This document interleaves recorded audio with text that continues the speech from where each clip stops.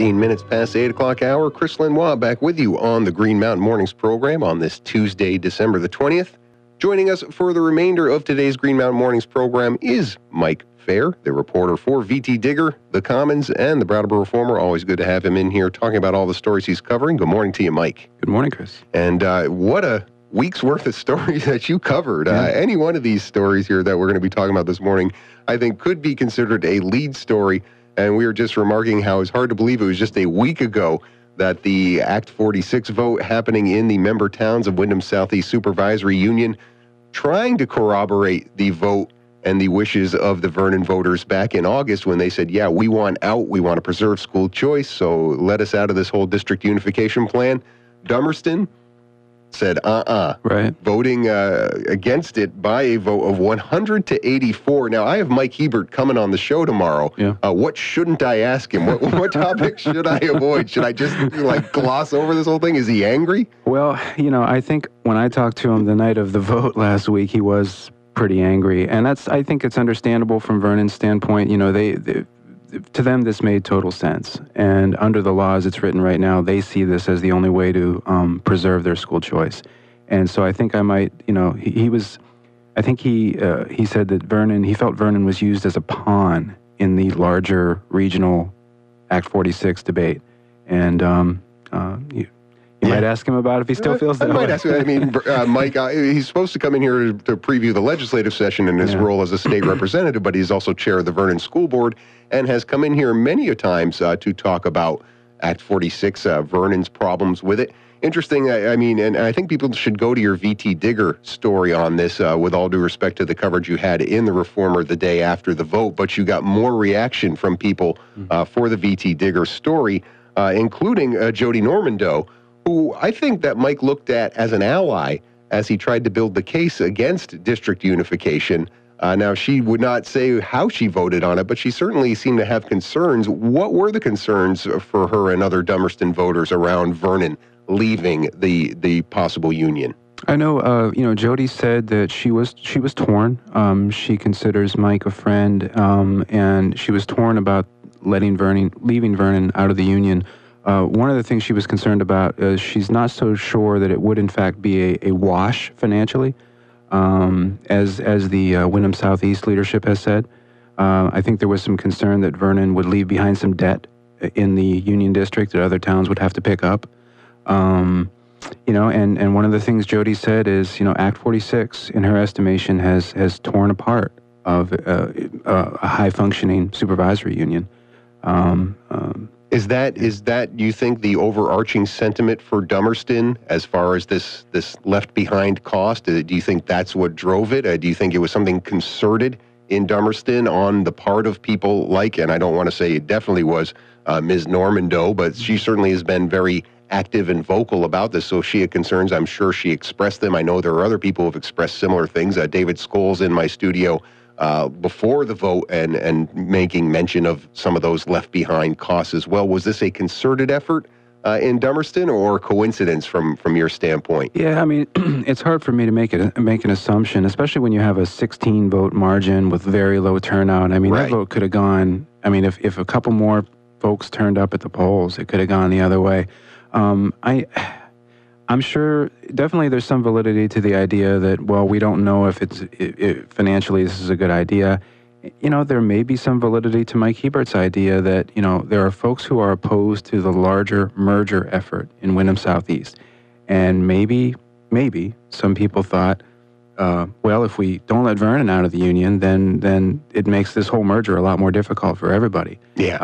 I just don't know. Well, and I think the votes in the other town, I was surprised on Tuesday night when I got the email from Town Clerk Annette Cappy that the vote in Brattleboro was 162 to 101. That's not exactly a landslide in favor of it. And the other towns as well. Putney, 88 to 40.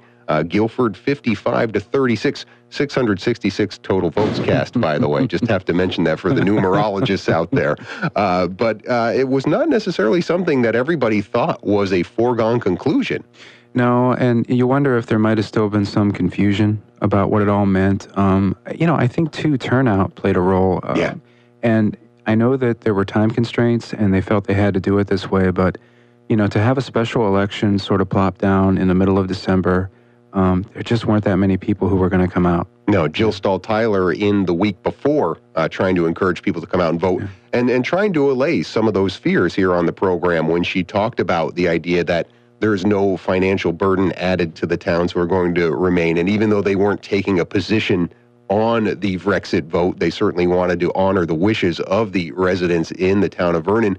Do you think this came as a surprise to Jill and the rest of the Act 46 study committee members? Well, came as a surprise to me. I'm sure there, I think there was some surprise there. I know that everyone knew there was some sentiment against it. I'm not sure that anyone thought there was enough sentiment to torpedo the thing. The catch here is that every town had to approve it. It had to be each town, and it had to be unanimous, and that's what sunk it. Yeah, well, I can't remember if you put the total vote in either of your stories about this, but obviously if you add up the total vote across all the member towns, they're saying, yeah, Vernon, go ahead and go. But obviously it only took one town, and in this case, that town was Dummerston. I always say that in these cases, when we don't like the outcome here in Vermont, it's very simple. We just vote it again until we get the outcome we want. Has there been discussion about that? Are we going to expect another vote on Vrexit? There's been discussion. I have not had a chance to check in with the town to see if anyone's filed a petition for a revote yet. I've not been able to confirm this, but there was some information floating around out there that maybe there was a different type of majority that would be needed in this case for a revote. Okay. I don't know that for certain. I think all of this sort of points to the reason why we've not had in Vermont a district leave a union like this before. It's an incredibly complex process. Yeah, it is indeed. Now, when you said you checked with the town. I have not checked. Oh, you have not checked with, but you would check with the school. I mean, this isn't really a town thing. I see. You would just have to check with Dummerston alone. There'd be a petition filed, I assume, with the town clerk for a revote as there would for any other vote. That's interesting. They wouldn't have to necessarily revote all the member towns, just the one. Yeah, I don't believe so. Okay, makes sense to me. All right, Mike Faher, writing about the failed Vrexit vote. That happened just a week ago. So many other things happen in the news as well. Mike and I ran into each other at the Commonwealth Dairy. He's also covering what's happening down in Vernon and some of the ideas for what to do with the VY site. We'll talk about those stories and more after the bottom of the hour news break here on Green Mountain Mornings. You can join us 802-254-5286. 22 minutes before the 9 o'clock hour. Just 1 degree out there, Mike Faher. Very, very cold. It's balmy. Yeah, very balmy out there. As we point out, I was in the negative temperatures early today. Now that the sun is out, certainly getting a little bit warmer and should get a lot warmer actually later on today, according to station meteorologist Pat Pagano. We might actually top 30 at some point. Mike Faher will be long gone by then, on his way to do all the things that he does, covering stories in Windham County for VTDigger, as well as the Commons, as well as the Brattleboro Reformer. A story in both I see in the e-newsletter that I get from VTDigger, as well as in this morning's print edition of the Brattleboro Reformer, looking at the NorthStar Group, the organization that is purchasing purchasing Vermont Yankee from Entergy. So sticking in Vernon here, you were spending a lot of time looking at their financial filings for the Public Service Board and learning actually some pretty positive things. Yeah, I mean, NorthStar wants to buy Vermont Yankee by the end of 2018. Probably the biggest obstacle to that would be they have to get approval from the State Public Service Board. So what happened late in the day Friday was that NorthStar and Entergy jointly filed essentially their permit application for approval of the sale with the Public Service Board. And this is literally hundreds of pages of testimony and documents, and it's a lot to wade through. Right. Yeah, but there's a lot of new information in there. Yeah. And certainly appreciate you wading through that for all of us here and distilling some of that. I see here in your third paragraph talking about the new financial data and cost for the restoration, decommissioning, long-term spent fuel management, $811.5 million. Now, they're saying they're doing this for what's in the decommissioning fund. That's about $300 million more than's in the decommissioning fund right now. Yeah, I think one of the key things there, and I'll admit that I'm still trying to figure out the particulars of this, and part of the problem, too, is that these numbers are always changing. I mean, as an example, Entergy said we can do the job for $1.24 billion initially, but they've already spent, I would guess, maybe $100 million over the last 2 years on decommissioning. But one of the big items in that 811 figure that NorthStar is putting out there is spent fuel management, which is almost $300 million of that total. When you look at the actual plant cleanup, it's a lot less. I think what does it add up to? About 527, almost 530 million, which is about what they would expect to have in the trust fund when they take over the plant. Okay.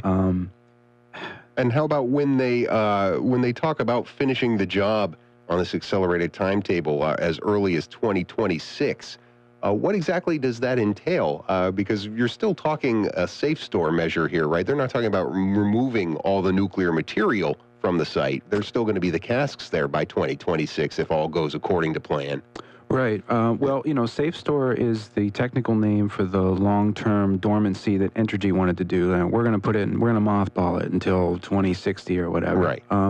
But yeah, you're right. I mean, NorthStar can clean up the plant as quickly as it can, but in the end, there's still going to be these 2 concrete pads there that have spent nuclear fuel on. Right. And that's because the federal government has not built a storage facility for this stuff.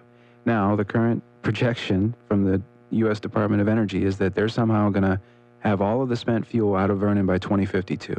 But the problem is, even if that's correct, between the time that NorthStar finishes its cleanup on most of the site, which is 2026 or 2030, they've got to pay to secure and maintain that spent fuel until 2052 at least. Right. Yeah. Now, this is where NorthStar and you and I questioned at the sale announcement how they make money off of buying a site like this and cleaning up. They essentially become the property owners. They essentially become stewards. So a companion story, if you will, from last week where you went to the Vernon Planning Commission meeting and they talked a little bit about possibilities for that site, including a data center.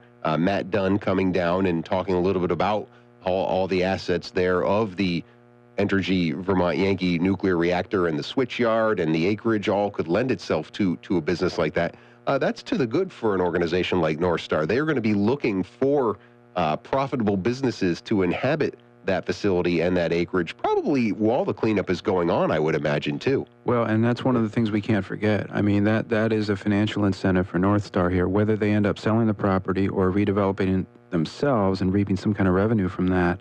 As early as 2026, they might be able to reuse a large portion of that site. Now, in the filings that they just made with the state, one of the things that's referred to is a solar array that would be over 8 megawatts. And yeah, give the context of 8 megawatts you were saying off the air. It's just gigantic. I mean, there's nothing in Vermont that size right now. I think the one out at Exit 2 was built as a 2 megawatt, or Exit 3, I'm sorry, of I-91 was built as a 2 megawatt. So you'd be looking at something 4 times that size. But when I talk with NorthStar, they're not limiting themselves to solar redevelopment. In fact, they kind of liked the idea that Matt Dunne put out last week about some sort of server farm on the site. So I think they're keeping their options open. Yeah, well, and the Planning Commission in Vernon certainly thought that was an exciting idea. What did they like about it specifically? Well, I think, the interesting thing about a server farm is it's not a ton of jobs, but it's actually, I think, more jobs than the gas plant that they were looking at was created. Yeah. And it's high tech. It's clean and green. There's no emissions. And it's nice tax revenue if it can happen. Yeah, definitely be nice tax revenue if it can happen. I want to point out, I did this yesterday, reading your story and coming back on the air, that Matt Dunne coming down and talking about, even though he's the Google executive with the experiences, this isn't the first time that this idea has been floated. Put your headphones on here. I got a little sound to play for you. George Harvey and Tom Fennell, who host Brattleboro Community Television's Energy Week, used to do regular segments here on the show. And back in January of this year, this is George and Tom.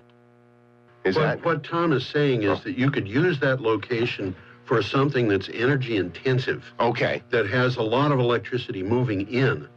And it happens that today we have was it Duke Energy that, I think it was Duke Energy, it was Google. They bought an old shut down coal station in Virginia, because they wanted to use the location, which had its grid tie, as a data center. And these data centers use very large amounts of electricity. And they're popping up all over America. They're popping up. And here we've got a location where a data center could be put. Yeah, just wanted to point out that the guys over at BCTV's Energy Week on top of this thing back when the news happened back in January. Like, hey, this is something that could happen in Vernon. Nice to see it corroborated by somebody with the expertise of Matt Dunne. Now, he would have no role in actually fostering this kind of relationship. He's not affiliated with Google anymore. He might have contacts there, but it sounds to me like he was just there as a consultant rather than any kind of advocate for engineering some sort of deal. Yeah, I mean, he made that clear. He doesn't work for Google. He's not there representing Google, but certainly he has expertise, and definitely made the offer that, you know, if you guys think this is a good idea and you lay the groundwork, I'd be happy to make introductions if you see fit. Good. Yeah. I mean, I think that's great, and it's certainly nice to see him staying active in forwarding Vermont even after his failed gubernatorial bid. Now, other good economic news, a lot of good economic news in the region of late. You and I were talking a little bit about the Chroma deal a couple of weeks ago, using the Windham County Economic Development Program funds. You and I were at the Commonwealth Dairy last week for Governor Shumlin's press conference, and money coming from the state as well as from the town for Commonwealth Dairy. Pretty exciting thing to think about, this headquarters of this German company being right here in little old Brattleboro, Vermont, isn't it? Yeah, you know, I think that they were serious about when they were looking at their next expansion that, you know, it could happen in the Midwest, apparently in Ohio, it could happen out west. And apparently it took this a lot of negotiation to make sure that they, you know, that they expanded here, and as you say, brought their corporate headquarters here. Yeah, and cash on the barrelhead, seemingly the deal maker for Vermont versus Arizona versus Ohio. It was interesting to hear the governor talk a little bit about all the negotiations back and forth with Commonwealth and with their folks. I guess Airman Commonwealth is what we should say. That's the full company. And I had this quote as part of the news package. I didn't get a chance to talk too much about the deal on the air on Green Mountain Mornings because I took a couple days off, but I'm going to play the quote from Governor Shumlin during the press conference because I think it's a pretty great quote. Windham County now has an economic advantage over other parts of the state because, as Kristen can tell you, we can do cash. So we just want other businesses to know that we can do cash. And they did it to the tune of $1 million from the Windham County Economic Development Fund. Not the biggest allocation from that. GS Precision got $2 million. $10 million overall. It's amazing how quickly this stuff goes. But when you think about things that they put this fund together for, these are the kind of projects that really can do a lot for the economic vitality of this region. Exactly. I mean, this money was allocated via a settlement agreement with Entergy when they were shutting down Vermont Yankee, and it's $10 million for Windham County economic development. And you could argue that, you know, it makes a lot of sense to invest in companies, big companies that are already here, that have committed to firm job creation numbers, like Chroma Technology, like Commonwealth, like GS Precision. That's a good use of these funds. I know there's been a lot of projects that have applied for that money that haven't been approved, but there's concrete results, I think, and you know, I know that there's some political sentiment that out there, even nationally, about why are we giving companies incentives? Why is government getting involved with this sort of thing? But I think, and the governor hinted at this last week, I just think that's the way business is done now. And if you're a state that's got money, that's where you're going to get the business. Well, I don't think it's necessarily business is done now. I think the business is probably, if you look at business, has always been done that way. It's just being done in a way, hopefully, where you look at the mutual benefits for both the public government, whether it's the community, whether it's the state, as well as the entity, versus just a giveaway, just a welfare situation, the corporate welfare. And hopefully that'll be part of the mindful expansion here. Now, I thought it was interesting. They're not committed to doing it all right there on the Delta campus, right? They actually hinted at they might set up that headquarters in another part of Brattleboro. Yeah, and that's something that I've kind of found out about after the press conference. Apparently, they've got administrative people out in Arizona. They've got them here, but they're not all on campus there. There's some folks working at home. There's some people working in Brattleboro proper, you know, in the downtown.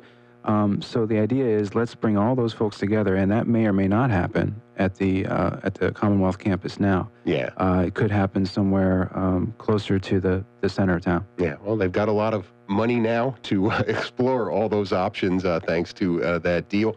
Always great to talk to you about all the things happening in the community here, Mike, and always great to read them in all the different publications you contribute to, VTDigger.org, the Commons, as well as the Reformer. You're taking a little holiday break here. Any other stories coming up with your byline, or are you done? Well, I'm hoping to coast down slowly here, but I know that there's some budget debate up in Leland and Gray that I'll probably get into this week. All right, we'll keep an eye out for that. Happy holidays to you. Same to you, Chris. All right, we will be back to wrap up this edition of Green Mountain Mornings right after these messages.